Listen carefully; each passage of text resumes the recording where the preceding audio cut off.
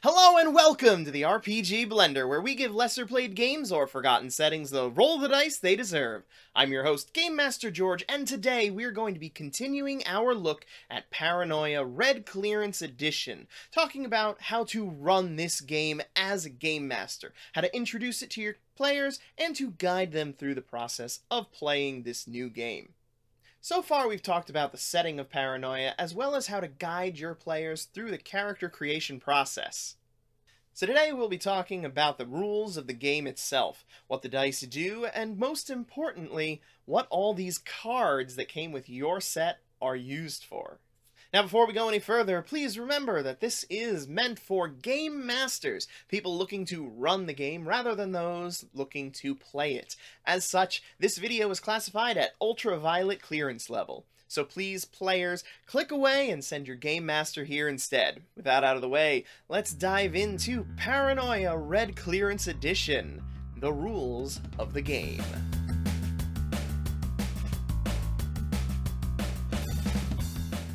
So let's start things off by talking about the dice. This is of course going to be the part that your players are expecting to come in and roll some dice. For this game, we use only D6s. Those are your standard six-sided dice that you've got a million of from your various board games. This makes this a very accessible system, but of course, if you've purchased the Red Clearance Edition, you are supplied with your own little package of D6 dice. You will roll a number of these dice depending on your combined skill and attribute. So let's say that you have a violence statistic of 2 and a 2 in your guns skill. This means that you will be rolling a base of 4 from your stats. For every 5 or 6 that come up on the dice, you will get 1 success. The goal is to gather a number of successes equal to or greater than the difficulty that you, the Game Master, set for the challenge. In addition to the 4 dice that you get from rolling a node, you also have, on every single dice roll, a computer die. This is an extra dice that they must roll with every single roll. And if it comes up as a 5 or a 6, they again get a success. However, if it does roll a 6, then that means that friend computer is going to intrude in their life in some way. And generally speaking, this means that a computer monitor is going to descend, or a robot is going to come to enact the will of friend computer. Without exception, no matter how well they rolled on their successes, this means that friend computer is going to come in and mess it up somehow. This could mean calling attention to what they're doing in a stealthy situation. Or if they're in the middle of combat, friend computer could take over their HUD in an attempt to help them identify the enemy combatants, blanking out all of their screen except for the enemy combatants, which friend computer has of course misinterpreted to be their friends. So this brings up the important question of how do I run the computer? The computer is not a malicious entity. The computer does not realize that what it is doing is actually hurting its citizens and Alpha Complex itself. Instead, play your friend computer as if you are legitimately trying to help, but in the worst way possible. So send them a DocBot when they need assistance, but that DocBot is probably malfunctioning. Send them a DocBot and have it actually end up being some other kind of robot. In the end, you don't want your friend computer to appear as this kind of evil overlord. Friend computer should be there to, in its mind, assist your players. Your players will absolutely see it otherwise. To your players, friend computer is the absolute worst thing that could possibly show up at any moment. But it's not doing so purposefully. It is not trying to injure the PCs. It is not trying to make everything worse. It's just slightly insane and unable to come up with a reasonable response to the stimuli. So using that violence guns roll that we talked about before, our player Blart would be rolling 4 dice plus the computer die for a total of 5 dice. Any 5s or 6s would count as successes, and of course if the friend computer die comes up with a 6, friend computer will show up and make things more difficult. So from our actual play, which you can check out here on YouTube if you like, our characters had to navigate an all-terrain vehicle through a number of skill challenges, basically mashing machinery and whatnot as they went through the bowels of Alpha Complex. What they didn't realize was that this is a literal all-terrain vehicle. So when their driver rolled a 6 on the friend computer die, friend computer came out, saw that they would do better if they were to activate the flight protocols, reached out and pushed that button. This was great as it lowered the difficulty for their roll. However, they had already met the difficulty with their previous one, which was of course invalidated by the fact that they were now flying instead of driving. Important to note that some of your characters are going to have negatives, possibly very large negatives on their sheet. If the players end up with a node that is negative, that does not mean that they do not get to roll. Instead, they flip the number to be a positive, and then roll that many dice. However, any failures rolled subtract from the number of successes. For instance, using Blart as an example, if instead of trying to shoot somebody, he tried to throw something at somebody, Blart has a -4. He has a violence of 2. So, 2 plus that -4 brings him to a -2. So he is rolling 2 dice plus the friend computer for a total of 3 dice. If he rolls 1 success and gets 2 failures on those dice, he will end up with a total of -1 successes. Thankfully, while friend computer is there to make things more difficult for our players, they have their own resource that they can use to try to even the scales a little bit, and that is Moxie. Each player should have a permanent pool of Moxie that they have left after character creation. They can spend temporary points from this pool to enact a number of effects. Moxie has 3 uses for the players. First, Moxie can be used to add additional dice to a roll at a 1-for-1 ratio. So for every point of Moxie spent, the player will get to roll 1 extra die. This can be very useful for bumping a low negative value into a positive, or for really pushing for that roll that's going to be make or break for them. However, this is not, in my opinion, the best use for Moxie. The most useful and most entertaining use of Moxie is for rerolls. You can use a Moxie to re-roll all of the dice in your pool. By the rules of the game, this can only be done once for a single roll. However, I disagree with that. I think that it is far better to dangle that carrot in front of your players of, ooh, that roll was not very good. Maybe if you Moxie, you'll get it a lot better. And dangling that little carrot really gets those players going. It really gives them the chance that they're going to take and try to reach out and grab that extra success. More often than not, they're going to end up falling on their backs. And there's one thing that I would recommend. When they do that Moxie reroll, if a 6 shows up, does not matter if they re-roll it, friend computer is still going to show up. And the third use of Moxie is to activate your mutant power. Each of your players received a card, which indicates what their mutant power is. That card suggests a Moxie cost for whatever ability they're trying to use.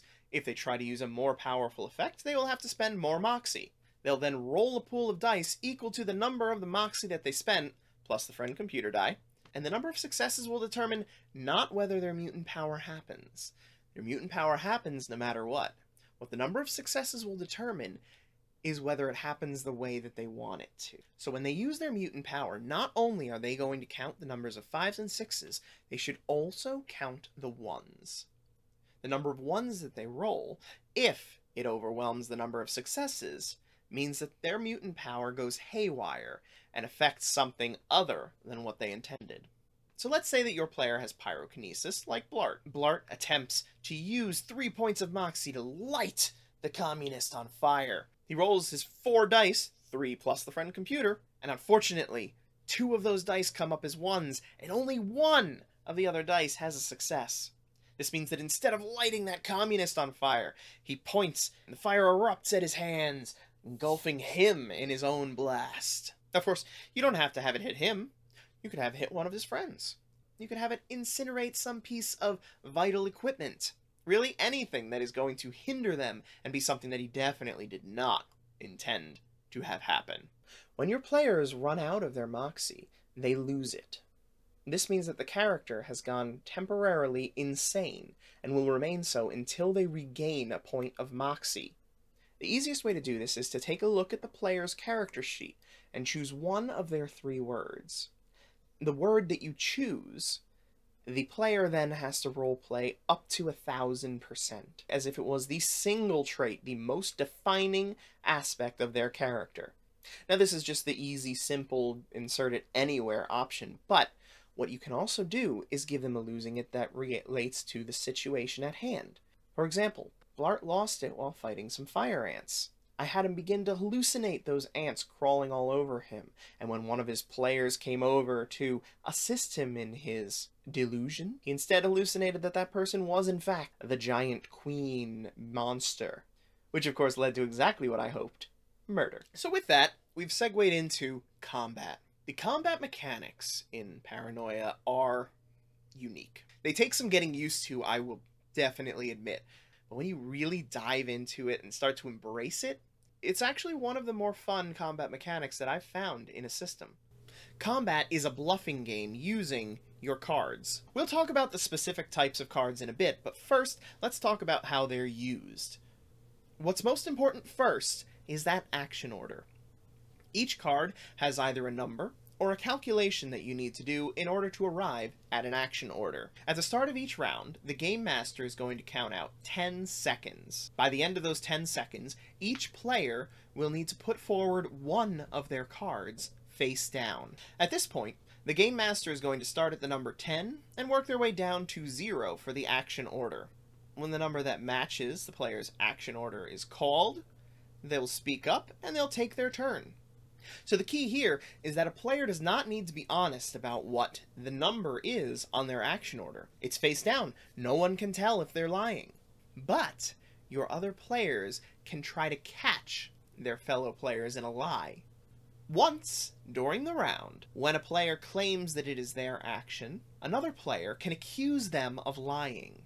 If they do, the player who was accused will reveal the card that they put forward. If the action order shown is equal to or higher than the current action order, then they are telling the truth, in which case the accuser must discard a card from their hand. If, however, the accused is caught in a lie, and the number shown on their card is in fact lower than the current action order, then the accuser gets to take their turn instead. This means that the accuser will actually get 2 turns in the same round, because they get to act on their normal initiative as well.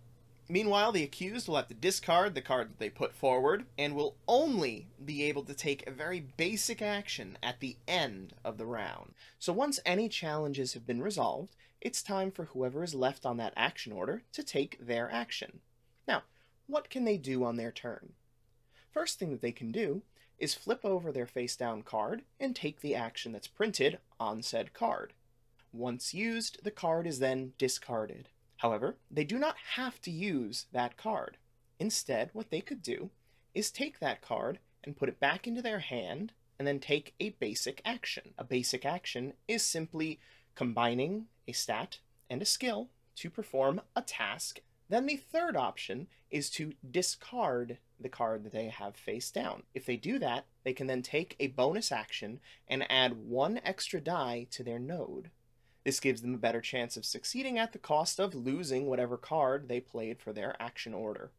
Now of note, this discard option can only be used if the card that they played is an action card. So equipments and mutations cannot be discarded in this way. So let's take a look at this with an example. We have 3 players, Blart, Ted, and Zero. At the start of combat, each one of them is going to set out 1 card face down. This will determine their action order for the round. Now to set the scene a little bit, let's say that they have been engaging in their mission when suddenly Ted has caught Blart engaging in some treasonous behavior. As such, Ted pulls his laser gun on Blart and demands that he submit and be executed for treason. And we enter combat. However, Blart has a problem. None of the cards in his hand have a high action order number. He takes one of his cards, places it face down, and will then lie about his action order. So I, the Game Master, will then begin counting down from 10, 9, 8, and at 8, Blart stops and states that he has action order 8. If nobody challenges Blart, then he gets to take his action right then and his bluff has worked. However, Ted is a very suspicious man. As he's just caught Blart engaging in treasonous behavior, it seems likely to him that he'll be lying about his initiative. As such, Ted calls him on his bluff. Blart then needs to reveal his card, revealing that he put down the Taxi card. Unfortunately, this action has an action order of 2, much lower than the 8 he claimed. As such, Blart's action is discarded, and he must go at the end of the round and take only a basic action. At that point, Ted gets to take his turn. Ted lines up his shot and fires at Blart. Blart, in response, can do nothing. There are no dodges. The only time that you can block, dodge, or in any way try to counter an opposing action is if you have a specific card that says that you can interfere with that, or if they are up close and personal.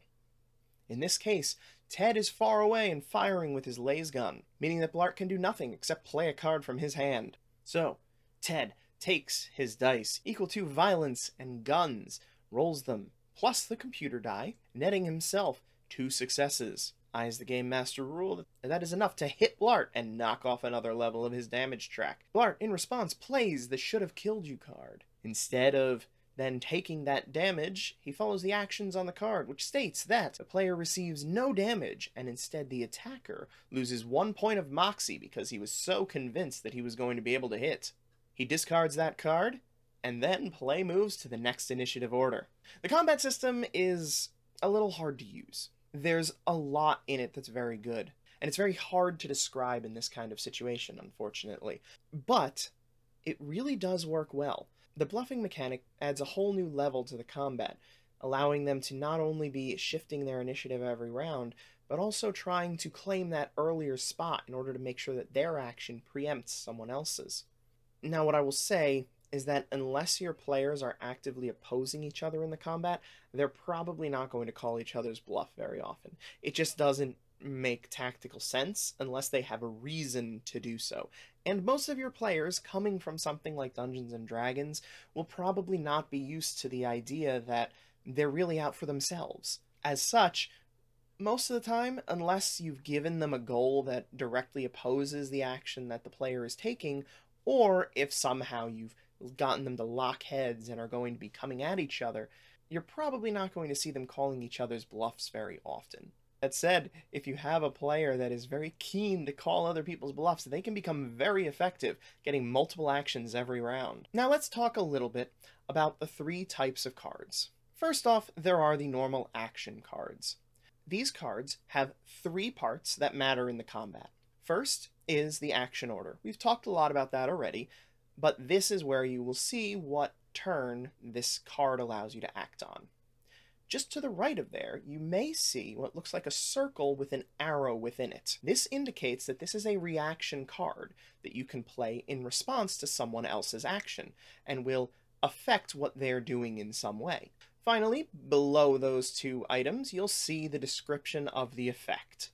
Very simply, this will tell you what needs to be rolled, by whom, and what kind of effect it has, whether it's successful or not. Moving on from there, we have the mutant powers, which we've looked at a little bit in our character creation video. These, just like the actions, have an action order number on them. However, their effect is more variable than an action card. On each one of these mutant powers, there will be a description of what can be done, and some examples of how much Moxie would be needed in order to accomplish that effect. So using the Pyrokinesis card as an example, it says you can spend 1 Moxie in order to start a small fire. If you want to start one further away, or a larger fire, you'll have to spend more Moxie.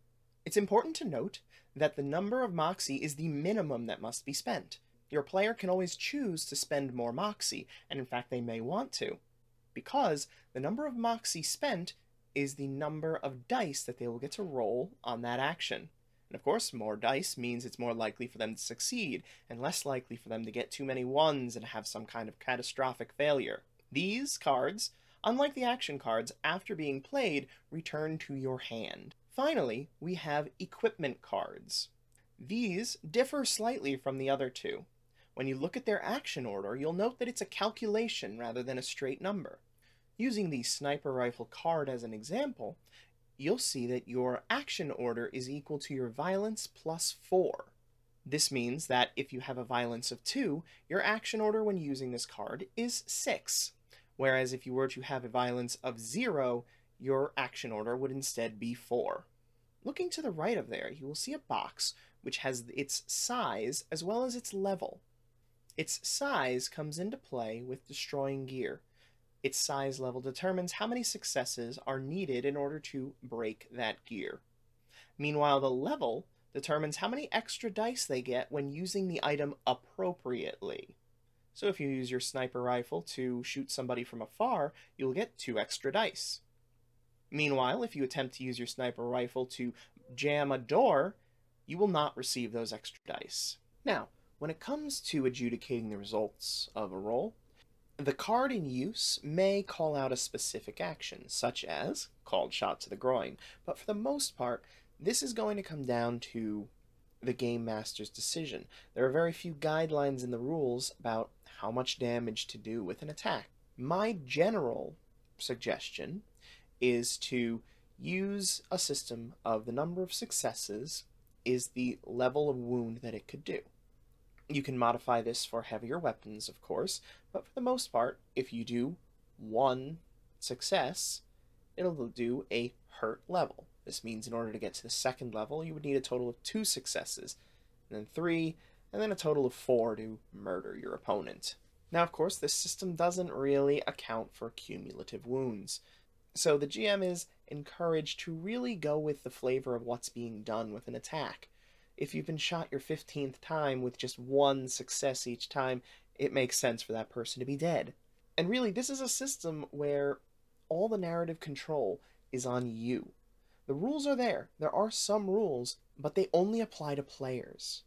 There are no rules that you as the Game Master must follow. And everything that I have talked about here, they are what the players are told are the rules. But you as the Game Master are the ultimate authority on what is and is not going to apply in a situation. And this isn't just a platitude like in Dungeons and Dragons and other systems where you're told, oh, well, rule 0 is that what the DM says goes. No, in this case, it really is the GM's decision about what's happening. Because the Game Master has only one rule that they need to follow. And that is make it interesting. Keep the flow going. Keep telling a story. Whatever the result of a roll is, it should be interesting and add something to what's happening. So how does this come into play in the game itself? Well, you as the Game Master do not roll any dice. Instead, all of the outcomes of anything should be determined by what the players roll. If they're attempting something that should be very difficult, but it happening is the most interesting thing that could possibly happen with this story right now, give it a difficulty of 1. Make your players sweat a little. Tell them how difficult this is. Get them to spend some of that Moxie, really burning their way into a good roll. But as long as they get 1 success, they're going to succeed. You know that. But the players don't. And that's where the story comes from. Because you see, failure is a very interesting thing. But when used wrong, it can grind a story to a halt. What's much better is for your players to be able to fail forward. And this is something that Paranoia can really excel at. Because any failure can be intercepted by a friend computer or by another troubleshooter team or a roving killbot and be used to then drive them forward. So to use an example, your players are pinned down after they've managed to break their way into the communist stronghold. They're taking fire from every side, and one of your players takes a grenade and lobs it toward the enemy combatants, attempting to clear a path through them to escape. However, they fail their roll. What this means is that this is a chance for the NPCs to have a real shot at the players. So what you could do is simply have them shoot one of the players, do a couple health levels of wound, and end it there. The players then take their next action, and in the end, nothing really happened. Maybe they earned a death, and then they come back with their next clone. But it didn't do anything to push forward the resolution of this scene. So instead, in order to make sure that things are moving forward, they don't shoot them. No, Blart throws the grenade and with his -4 manages to get it right to them, but unfortunately with too much time to spare, so one of the NPCs lines up a kick and punts it back amidst the troubleshooters. It makes it close to them, explodes, dealing some damage to them, but also opening a hole in the floor for them to jump through, or perhaps for them to fall through. This then opens the next scene, a daring escape through the tunnels beneath the communist base. So this failure, while they still take some damage from their failed attempt, also opens up the path forward for them to keep things moving. And really, when it comes down to it, all of these other rules that we've discussed, they aren't the meat of this game. The players might see these roles as what's important, but in truth, what you are doing is you're trying to set up a world where it's their choices that are going to be driving this forward, more than any other role-playing game. The fact that you as the game master do not roll dice means that you are in complete narrative control of what is happening. Now, even though there are no real rules for you, these rules for the players are very important to them. And I'm going to suggest to you a couple variants that you can use in order to throw them off of their game. One of the things that the players are told about is armor. Armor is an interesting topic which really doesn't need to come up that much. It can protect them from a certain number of health wounds. But I bring this up because this serves as an example within the Paranoia system of changing the rules to meet the scenario. The game itself recommends, when your players start expecting that armor is going to be behaving one way, change it up by announcing that there's been a patch to correct some bugs in the armor software and that it should now be functioning correctly. So using this as an example, what can we do to shake up some of the existing rules? We've talked in the past about Daves. Daves are a deviant, artificially intelligent virus, and they serve as a possible competitor to Friend Computer. One of the fun scenarios that you could bring into your game is a Dave run amok in your alpha complex. In this situation, introduce another computer die of a different color. So you'll have your red computer die, meaning Friend Computer, and perhaps a yellow one that refers to the Dave. And then whenever they roll a 6 on the Dave one, Dave shows up instead of Friend Computer. If they roll 6s on both of them, maybe they both show up, giving conflicting directions or interactions, fighting with each other, and perhaps making the situation even worse than if just one had arrived.